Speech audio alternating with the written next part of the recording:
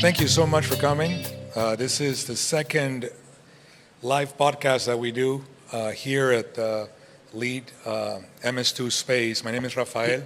Thank you very much for coming. This is something that we intend to do every month with important members of the community.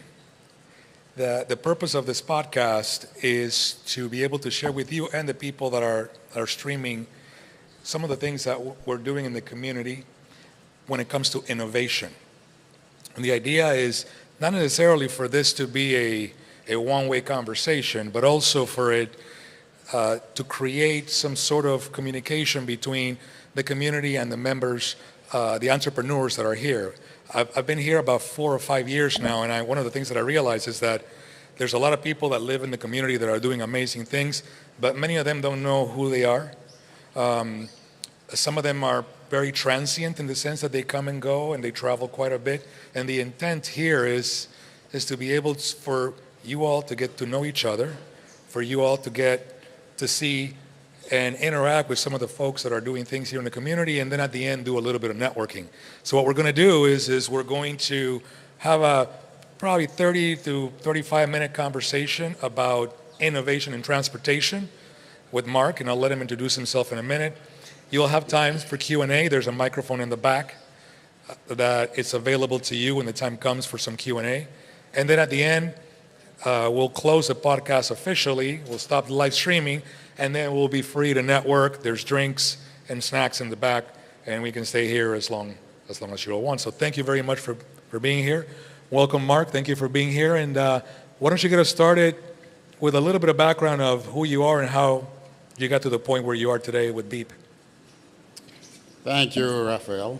Thank you, everybody. Thanks for coming.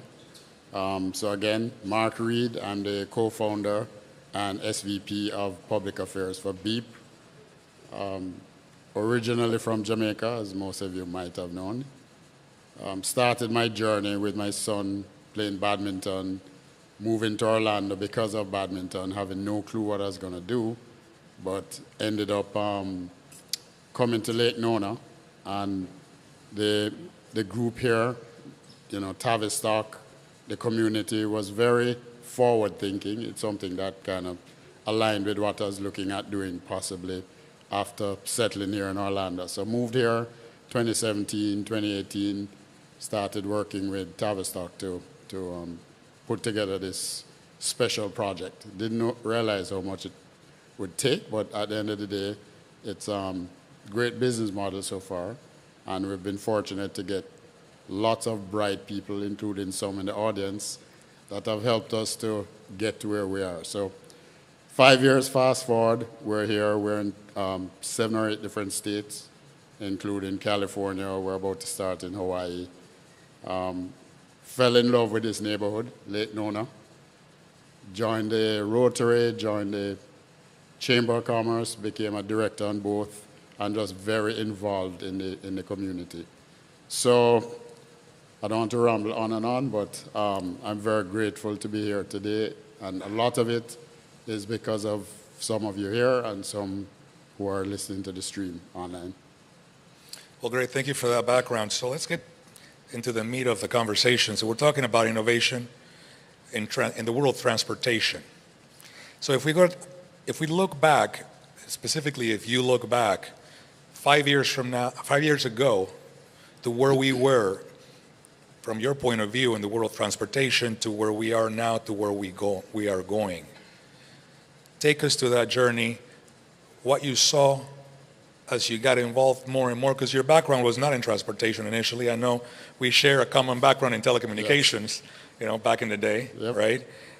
So you got involved in the world of transportation. You saw some things, you started interacting with the city, but times are different now. So let's get started with what have you seen over the past 5 years, and then we can go into what's happening now and then evolving into what's coming. Yeah, so 5 years ago, I had no clue I'd be in this thing. We had other plans in the same transportation line, but different sector of the transportation industry. So 5 years ago, we started with some autonomous vehicles. It took us a while to figure out how to get them to run without hitting sidewalks or trees. The technology at the time was late braking. It uses LIDAR, it uses radars, and a couple other things. LIDAR is using light to detect objects. Radar is using radio frequencies. At the time, we went with the most sophisticated technology that was available to us. Years passed by, as technology evolved, we started looking at different OEMs, different suppliers, different components, and again, it's really reaching out to see what's available throughout the world, not just the U.S. Funny enough, we started out in the U.S. and then we ended up in France. So we got the first vehicles from France, and at the time they were the most commercially available vehicles. A lot has happened since then. If you're familiar, most of you might be familiar with Tesla. They use cameras.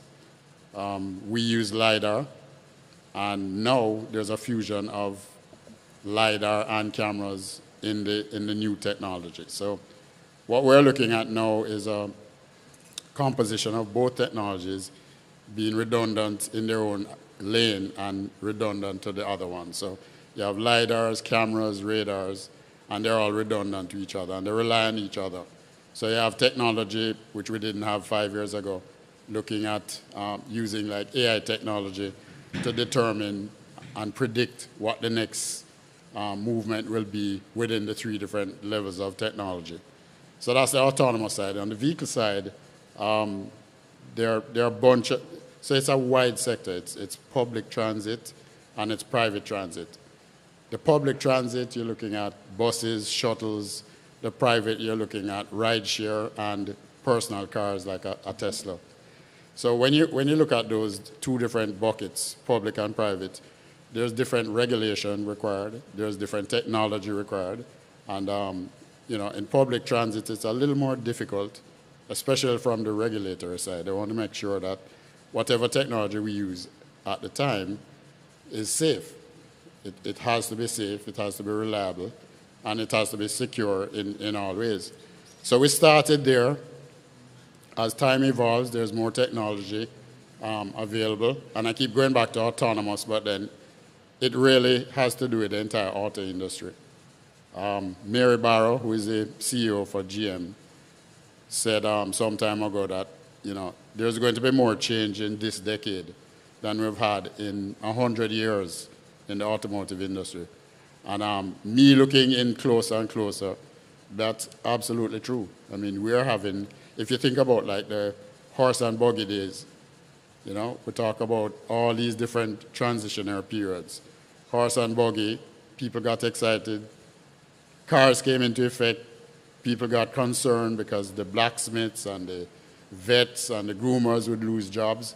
It's really just a transition. So it's transitioning from horse and buggy to cars, more sophisticated, cars that rely on technology that relies on AI. So throughout the last 5 years, it's such a transition.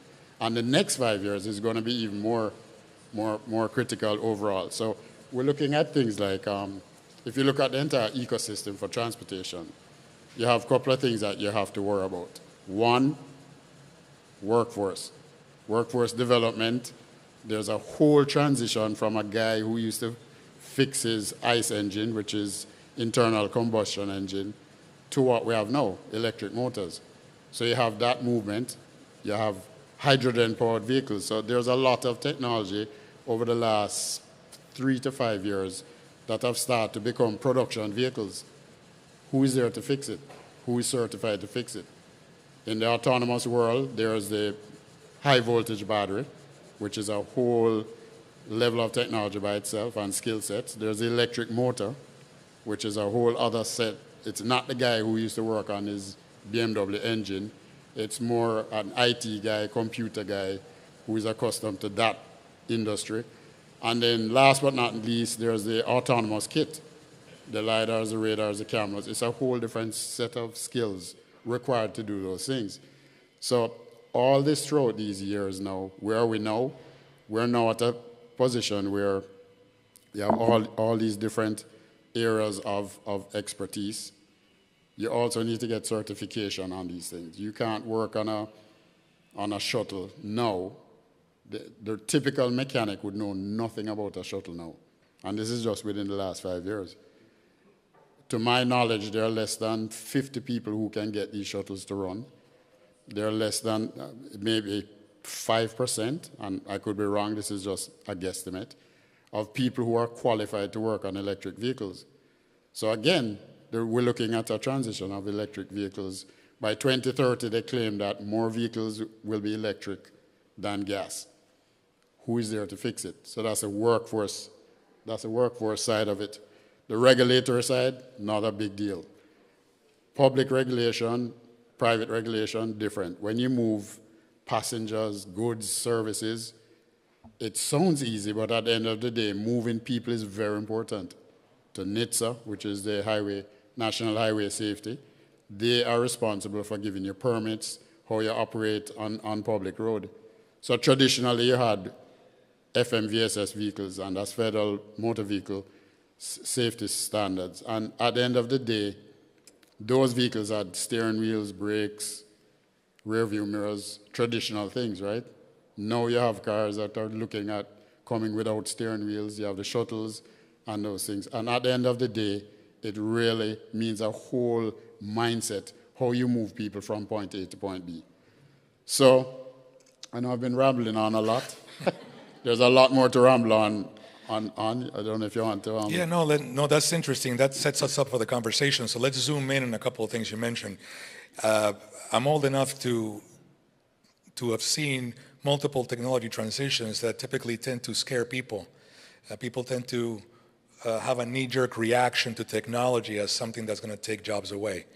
And the way that I look at it as a technologist is, yeah, it's true that some jobs may go away, but there's a whole slew of new jobs that come with the technology. There's also a whole new set of responsibilities and a new set of collaborations that have to take place in order for the technology to become useful to a community, whether it's a community like Lake Nona or a community like Orlando or nationwide. That requires for all the moving parts to actually do their part. Mm-hmm. Right? You have the people who are making the vehicles, like you said. You have the legislation. You have the municipalities, the mm-hmm. private sector. All that has to come into cohesion. And at the end of the day, the community has to be aware of what are all those moving parts. Mm-hmm. There's an education element to that as well that you and I have discussed in the past. Right. People need to now be educated to be ready for the new technology, right? And people need to be aware this is coming, right? So what are some of the things from an education point of view that you've been doing to try to create awareness that these things are coming and that we need to start preparing the workforce for when it comes? So a couple of things, especially in my industry. We've worked with STEM programs, so you have these programs all over Florida right now that starts from middle school, high school, going into colleges. A lot of them, especially colleges, it's geared for people who figured, let's not go the traditional route of becoming a lawyer, a doctor, a mechanical engineer, an electrical engineer. I don't like school. I want to fix stuff. So there's Florida State College of Jacksonville that I've been working closely with. There's Seminole State that's looking on programs as well. And these colleges have actually gone out and created courses and content and started to develop a program. So what they're having now is an associate degree program that teaches you on electric motors, on batteries, on autonomous kits, things like that, things that will come in the next generation set of vehicles. So now you have different levels of autonomy, but nobody knows about it. Nobody knows how to fix it. There's no preventative maintenance, because you have no idea what on earth you're maintaining, right? So SAE has level 0 to level 5, 6 different levels of autonomy. And it's not just autonomy, it's really driving a vehicle, it's cruise control, it's lane change, all those things you have to learn, but you have to get certified to fix and maintain these things. So from an educational perspective, we have a couple of Florida colleges that have been promoting status certification on fixing these things, on being certified. So there's a 2-year program. They're about 75% to completion on a program for like mechatronics, which is an associate program, 60 credit hours. There are about 45 credit hours certified so far from the state, which will then populate to all the other things. So the other thing we have to look at is how does this become scalable? Because it's not about the autonomous industry. It's about the electric car industry. It's about buses. All these new buses, people are looking at electric buses, but who manages and maintains these things? So it's a challenge, and I think Florida is ahead of the curve in terms of getting people certified to be able to fix these things. So let's zoom out from that for a moment, right? So now let's just assume that that part is taken care of in the next couple of years. If you zoom out, now you need an infrastructure to support that, right? Traffic regulations, the entire IoT that is underneath the smart city grid now needs to take into account these types of vehicles and how they're operating them, and who's operating them. So tell us a little bit more about what you see as far as where we've been and where we're going from a point of view of the infrastructure that's required for transportation to get to where we're eventually going. Yeah, so there are 2 different levels of infrastructure. One is the environment, and the other one is the telecommunication side of it. So all these new vehicles have data going back and forth. If any have Mercedes, Audi, Volvo, BMW, they all collect data and go into the cloud somewhere and is stored.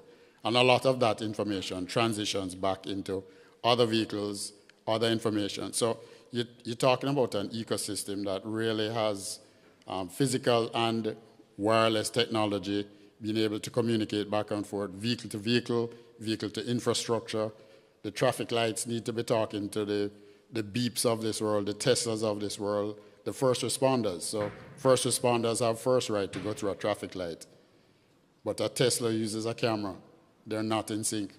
So we need to have that level of connectivity, a universal code that everybody has access to and is integrated to. So that's that. There's crosswalks. There's smart technology used on traffic lights now. There's smart technology used on street lights, communicating. There's information about what the traffic flow is, traffic optimization. There's traffic forecasting. So there are a number of things that you gather from a lot of data going back and forth. So infrastructure-wise, you're talking about all those things. And then there's a telecom infrastructure. When we have twice as much, 3 times as much, 5 times as much over the next 5 years, how do you have all that data transferring back and forth in an efficient and effective way so that when a police overrides a traffic light management system, everybody knows and everybody's in sync? So there's a huge infrastructure gap I think we need to start looking at. So there's an infrastructure gap from telecom, and there's also the infrastructure at the traffic light level. You don't want a Tesla not to be in sync with the first responder or any other vehicle that has a traffic light management system. So that's where we are today, right? We have technology at work. We have vehicles that you can see them, driving around here that work. There's still some work to do on the legislation side. If you travel to Europe, you see that in places like Germany, autonomous vehicles are allowed to do more than they're allowed to do here, right? So, we're working towards that. But all of this comes together in this whole idea of a smart city. And again, when you zoom out and you talked already about, from a technological point of view, you're talking about the actual nuts and bolts of the vehicle itself, how the vehicle navigates itself through the environment. That in itself is a world of technology that involves AI, ML, and large language models, in addition to all the rest of the technology. Now we're talking about the infrastructure. And then we talk about how the city itself manages itself. So from a smart city point of view, a smart city that is interested in innovation in transportation, because let's be clear, smart city can mean 10,000 different things, right? Transportation happens to be just one of the segments that it's in the verticals of a smart city. So from a transportation point of view, what has to happen for a city to call itself a smart city? So a couple of things, and we talked about the different pillars, the workforce, the connectivity, and so forth. A smart city, to me, and this is my own perspective, because people are still trying to define what on earth is a smart city. Again, going back to Lake Nona, I think Lake Nona gets it. They're not there yet, but they're absolutely aware of what is required, and they're working towards it. So things like underground fiber that connects vehicles. You have these point of presence, so you have this wireless connectivity, but this wireless connectivity runs on a backbone somewhere, and the backbone is on the fiber laid underground. So you have fiber, you have, and again, you have to have rules and regulations. You have to have people who understand the technology. So we have a group of people here in Lake Nona, and we're sitting right here in a lab that's very creative and innovative. But you need all these like minds. There's no one answer to becoming a smart city. There are many different components of becoming a smart city. And I think we're getting there, slowly but surely. But there's a lot to learn. I'm not aware of any community that we could say is 100% smart city. Because as the technology evolves, you rely on other things, data, technology, most importantly, communications. How do you transfer data coming from 10,000 cars running through here throughout the day back to a cloud somewhere? And then how do you send that data back to cars individually? So you have all these Mercedes, Volvo, BMWs that are transmitting data back and forth. How do you fill that capacity? And then the other side to it, how do you charge all these things? So when you have whatever the number will be in 5 years, you have, let's say, 70% electric cars. How do you charge 70% of all the cars that pass now? What kind of conduits do you need? What kind of charging capability? How big does the grid have to be? Because the more you get technologically advanced, is the more it relies on wireless connectivity and transmission of data wireless. You have the backbone, which is the underground fiber, but at the end of the day, it has to land somewhere, and it has to be able to transmit all this thing wirelessly and put it somewhere. We talk about putting it in the cloud. It's not in the cloud. It's somewhere on the ground with the capacity to hold and maintain all that data that comes in. So from a job creation point of view, which I know it's a big topic these days, and rightfully so, we've talked about, of course, the manufacturers of the vehicles. I mean, there's jobs there, whether they're shuttles or semis or cars like Tesla and others. Then you have jobs available for the people that need to do maintenance and repair. There will be accidents, and there has to be repairs. Then you have job creation from the management side. You have to have a control center, a dashboard where people are monitoring what's happening to each vehicle. How are they flowing with the traffic or not so much? There's job creations on the people that develop all the algorithms and all the AI that goes underneath all of that. What are we missing? Is that pretty much it, or is there anything else? I think that's pretty much it. I mean, we can go into finer details because each of those components we talked about, the batteries, the motors, it requires levels of regulation. AI, for example, that's a big deal right now. AI does a lot for a lot of things, but it does a lot of evil for a lot of things, and it has the potential to go more.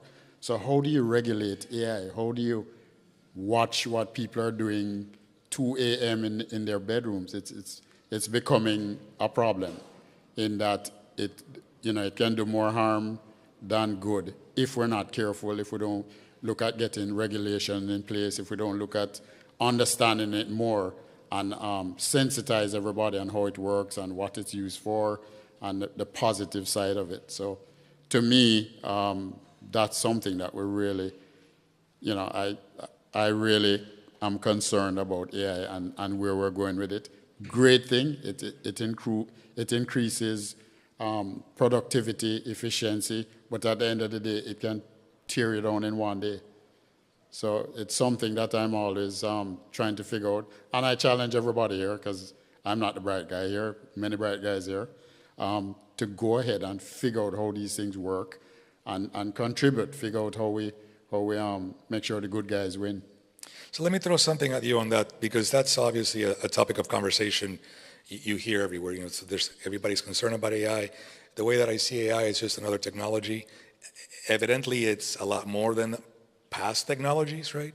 I'll throw an example at you, and I know if Dexter is here, he'll second this. But years ago, again, dating myself here a little bit, but I remember the famous chess match between Deep Blue and Garry Kasparov, who at the time was a chess master, worldwide champion. He had become a celebrity when he beat Anatoly Karpov years before.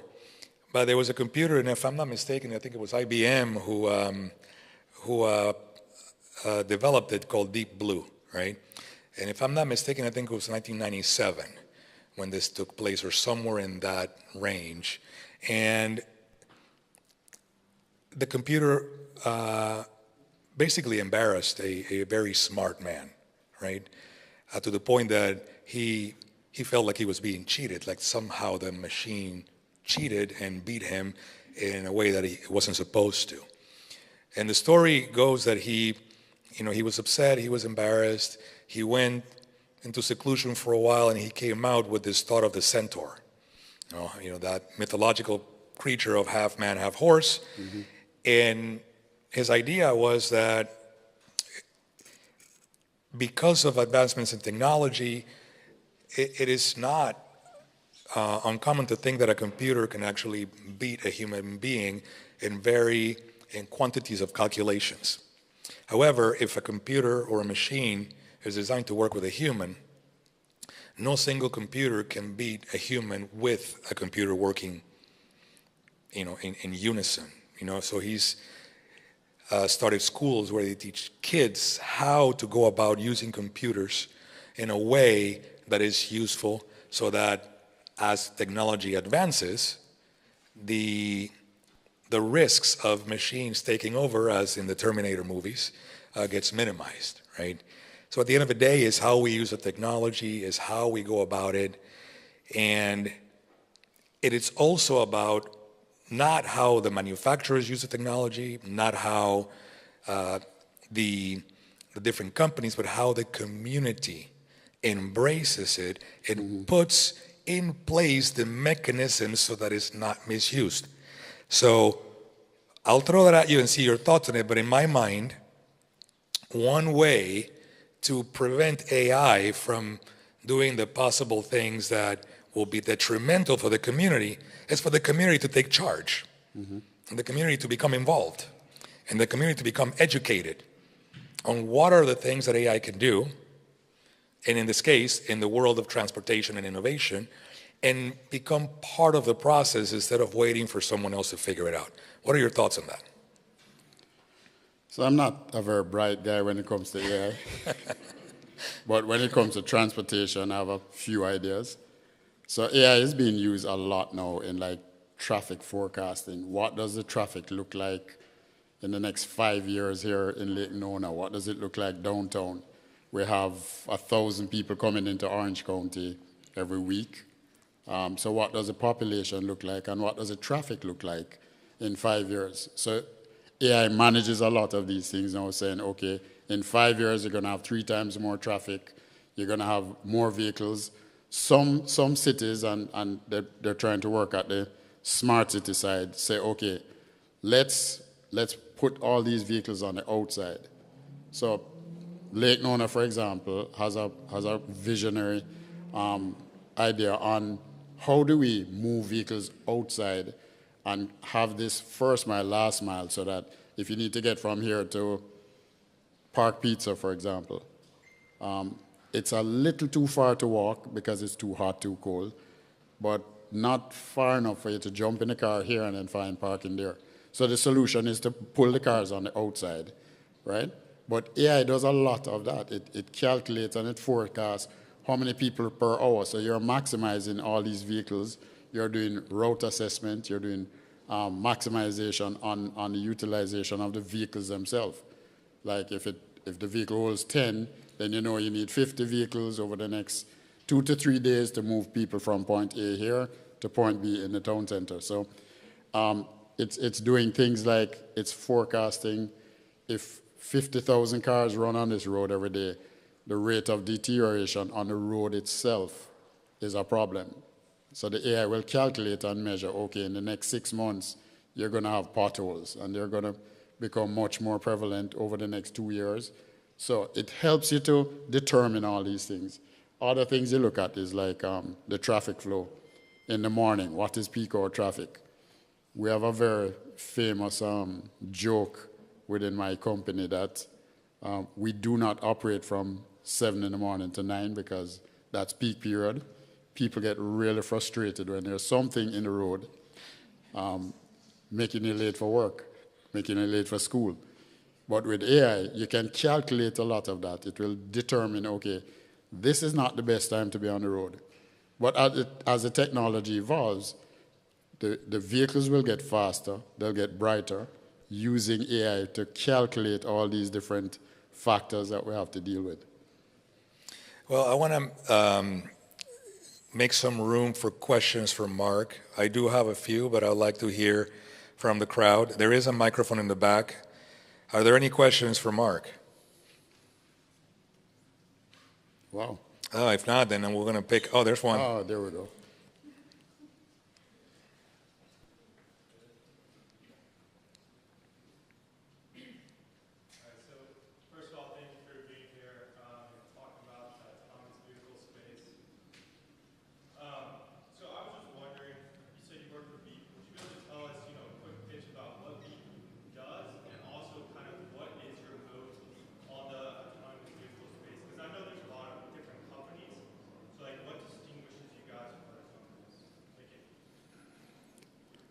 Good question. So we are more of a service-oriented company. So we don't build the vehicles, we operate the vehicles. So we have software that we build, and that software will manage a better passenger experience. So we buy vehicles from everybody. We're vehicle agnostic. We have different platforms. We have different software that comes from the OEM. So at the end of the day, we really provide the operational aspect of it. So we're a service provider. Being a service provider, we have many things we have to consider.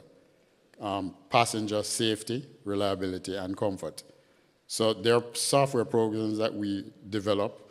You sit beside one of the guys who helped us to develop a lot of it. And it's very intricate, it's very detailed, because at the end of the day, we have to build software that integrates with different platforms, different vehicles, and so forth. The last part of your question, we also have many challenges in terms of the regulatory side of it. We have to ensure that the vehicle is safe, it's operational. We have to report to the governing bodies, near misses, when we have to, what we think is an improvement, anything that we think was an issue.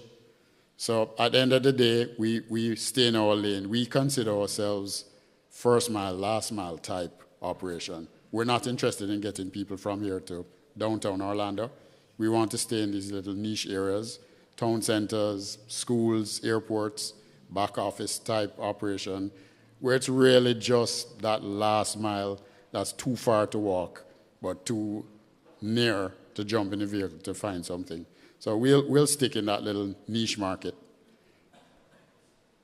So let me zoom in on that a little bit. So how far away are we from that type of service, from being fully autonomous?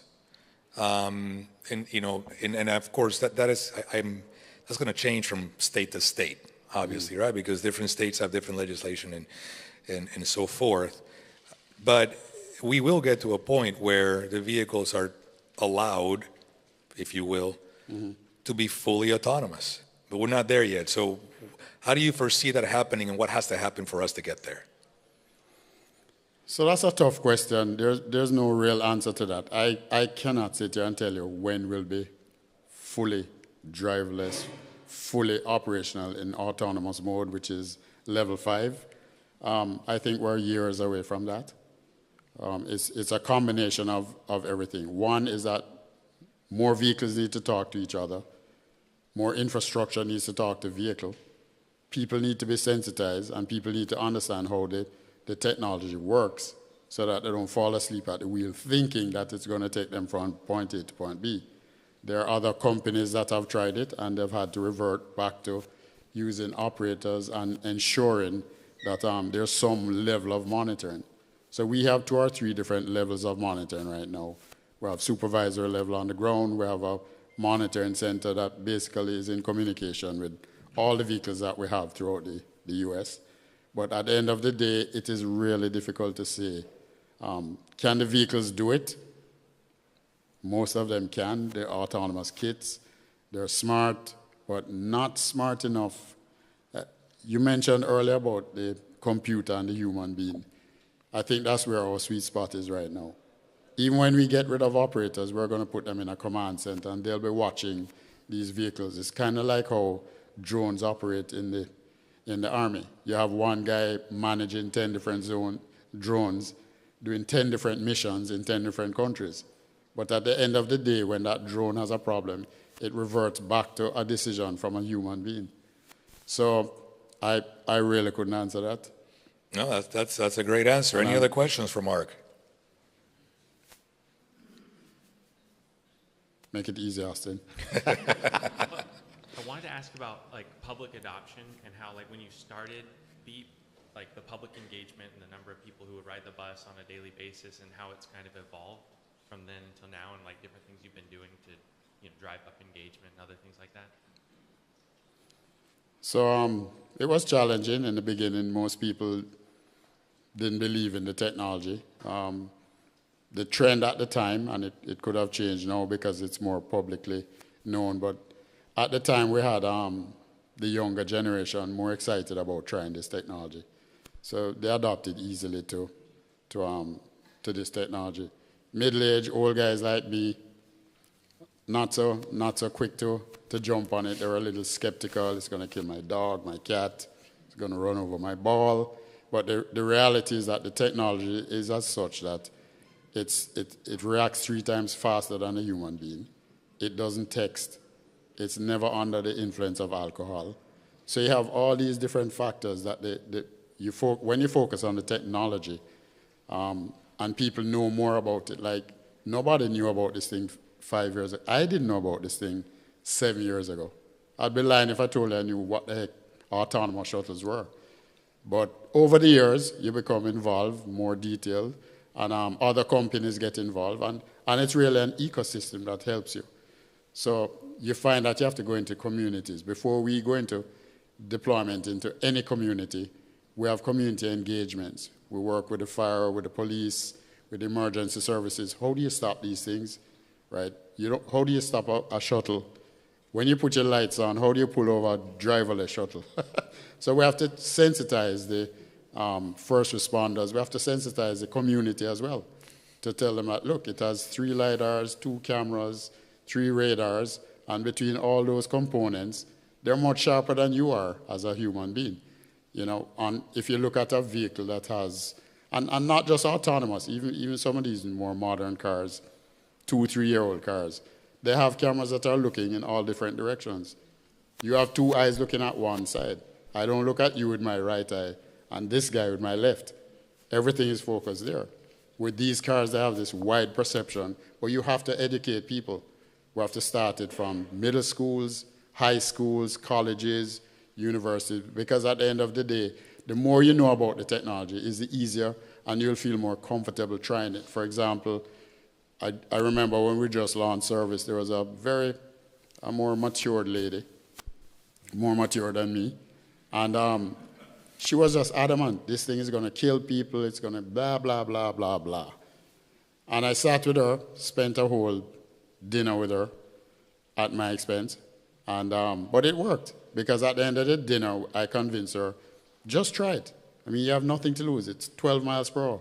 What the heck could happen at 12 miles per hour? You get a headache, big deal. So she tried it, and you know, she was like this in the beginning. And then by the end of the trip, she was talking with me, and I'm like, so you realize how relaxed you were within 10 minutes of a drive. So now she understands the technology, she sees how it works, and there's a certain level of redundancy that, to be honest with you, human beings don't have. I think I'm not the only one that's thinking of use cases where a cop is pulling over a driverless vehicle. What will be the reasons for that? But anyway, any other questions from the back? Yes, please. I'm sorry about my English, but let's try. What are the most promising transportation technologies emerging right now, besides the autonomous vehicles? And which do you believe will have the most significant impact over the next decade? I want to know the trends for the future. Could you repeat that question, please? I would like to know more about the trends for the future. The trend? The trends. Trends. For the future. What's coming? Yeah, what's coming next besides the autonomous vehicle? What do you think? So there are a couple of things. So you have flying cars. You have vehicles that will be electric, autonomous flying cars. Right now, most planes are autonomous. So there's some level of autonomy that's coming to everything. There's cruise control, there's lane stay, things like that, that actually are components of the autonomous. So whether we like it or not, autonomous is coming. Will it be level 5 autonomous over the next few years? I doubt that very much. That's yet to be seen. But the trend is AI, believe it or not. It's going to be predicting a lot in transportation, both on the public and private side.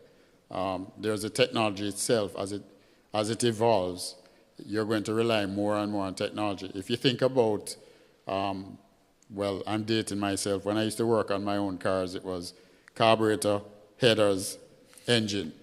Screws, you pull it off, clean it out, blow it out, fix it, add it back. Now, when I look in my engine, I'm like, holy crap, where do you start? And it's going to become more sophisticated. If you look at an electric motor, no, that drives, say, for example, a Tesla. If you look at what propels you 0 to 60 in 2 seconds, you'd be shocked.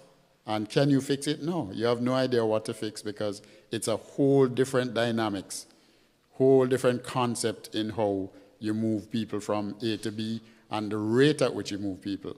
The speed is incredible. The technology has changed from the traditional engines to electric, that the torque is immediate.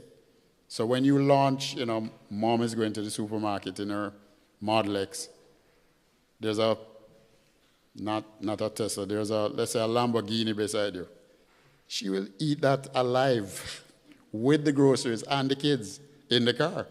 So you're looking at a transformation of technology where you had these original engines with drive shafts and axles and everything. So you have 4 or 5 different components that need to propel you from 0 to 60. With the electric motors, which most people don't know how to fix, it propels you much faster and it gets to the ground. So it rubber meets the road much faster because you have less moving parts. So a lot of it is technology. Some of it is regulation as well. In the past, the US regulation, they're getting there, but they're still behind where the technology is. And like everything else in the world, you know, the technology is usually way ahead because, again, you don't have enough people who know about this thing. So you have to sensitize everybody on this thing. And again, that's why I challenge most of you here. A lot of you are very computer literate. Google, Chat, GPT, all these things, all these tools that you have can help us to get better at these things. I know I rambled on a lot again, but hopefully I answered the question. More sustainable as well, right? What's that? More sustainable as well. More sustainable. Sustainability is a big thing as well.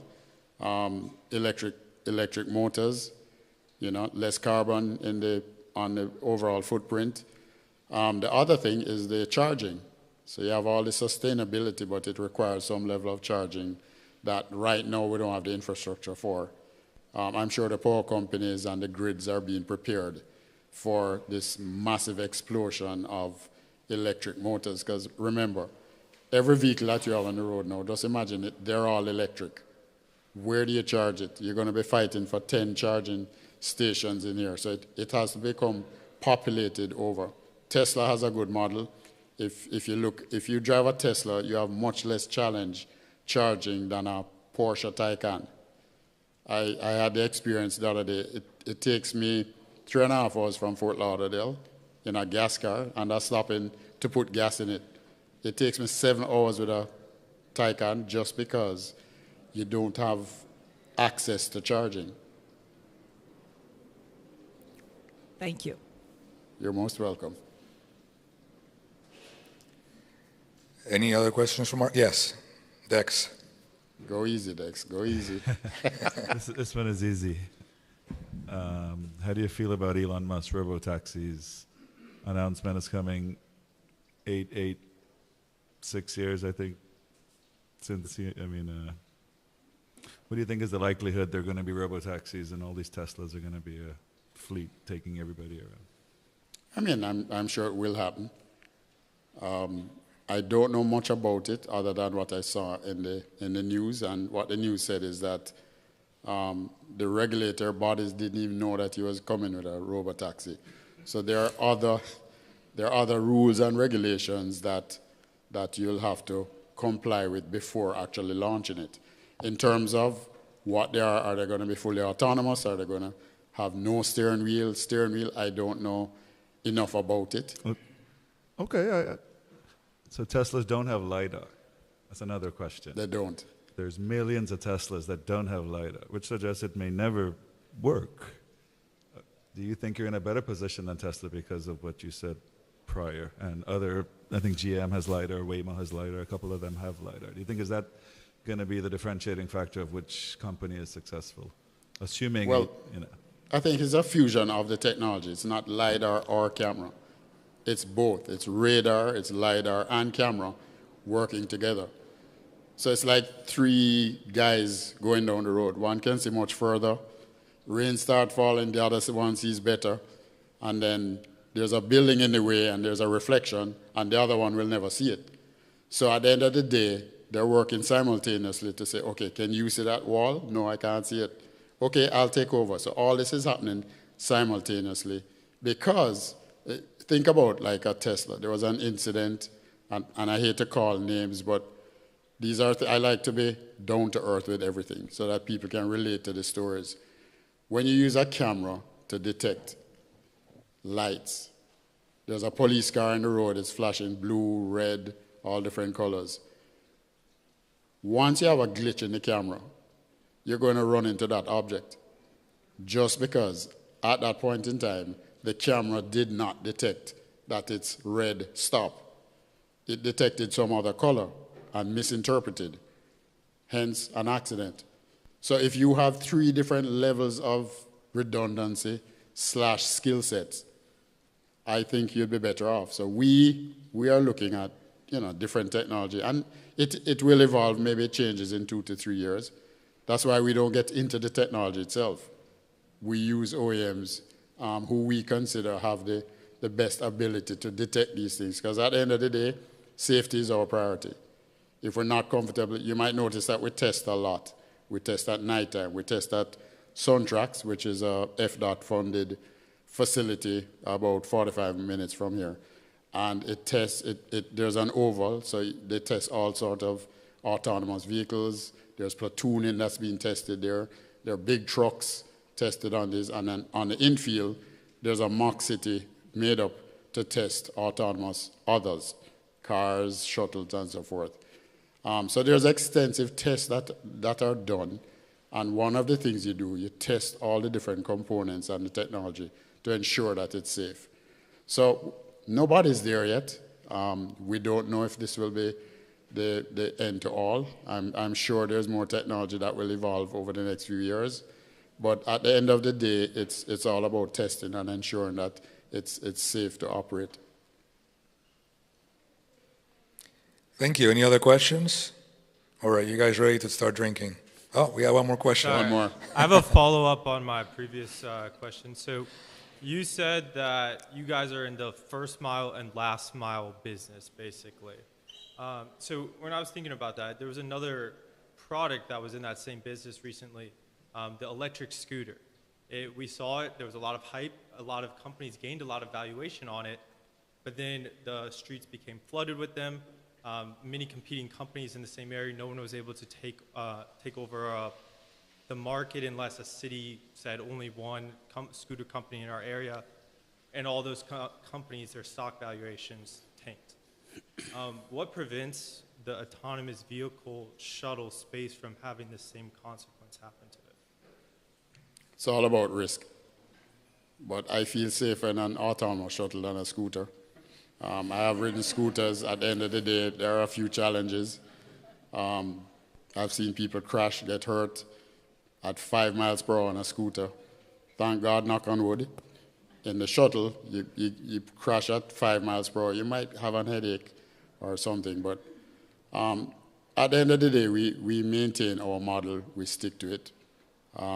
It has served us well so far, and with the technology evolving the way and the rate at which it's evolving, I think we have a better chance of survival than a scooter. And again, you know, other people have their own opinion of it, but scooters to me is not an alternative to electric public passenger vehicles. The person who rides a scooter, I wouldn't ride a scooter to work with my backpack. And that's just because I'm probably an old fart. But at the end of the day, I would not feel safe on a scooter running. A scooter, you know, you get knocked over by one pebble in the road. So it's what your preference is. Our preference is to maintain safety and to ensure that if the rain is falling, you don't get wet.